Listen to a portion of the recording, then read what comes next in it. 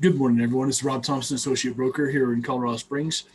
And I wanted just to talk to you this morning about an appraisal gap. You might be hearing quite a few people mentioning appraisal gaps. And what does that mean? Well, an appraisal gap by definition means that it's the gap between the offer price and the appraised price. On the right here, you see a scenario. Say you have a home that the list price is $350,000. Somebody offers 325 or 375. Um, if the home comes back at 350, you now have what we call an appraisal gap of $25,000.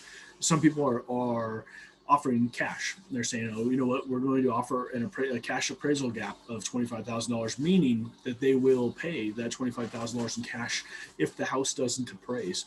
This can be a winning strategy. There's some risks though. There's a legal risk in terms of, and this is not legal advice, but it's a gray area right now as to whether or not that negates the appraisal protection that homes, particularly FHA and VA homes, financed homes, have. You know, in those loans, the house must appraise for what the offer price is, or the buyer can terminate, and the seller can terminate too. In this scenario, if someone is offering $25,000 appraisal gap, does that negate that protection?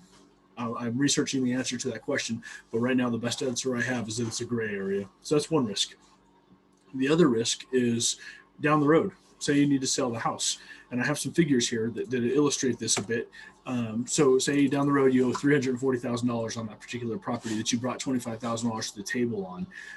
Well, when you go to sell that property, roughly you're going to need 7 to 10% more than what you owe to break even. In this scenario, that means you need $363,800 to $373K for a sell price to break even, where break even is defined as the mortgage plus the cost of selling.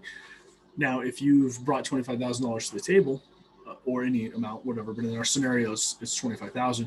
Now you're looking at having to sell for 388.8 or 390 to 398K to break even, where break even is then defined as what you owe plus the cost of selling plus making up the appraisal gap that you incurred when you purchased the property. So those are the two primary risks of an appraisal gap. Is one, it doesn't negate your ability to terminate if the loan doesn't work for you, and or when you go to sell the house down the road, are you going to make that money up, or is that a loss? Or maybe the market continues to rise and you are able to get that equity, but that's a risk you have to assess.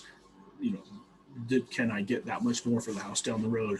So this is Rob. I'm around. I just wanted to talk about appraisal gaps and share this with you. Have a good day. Talk to you soon.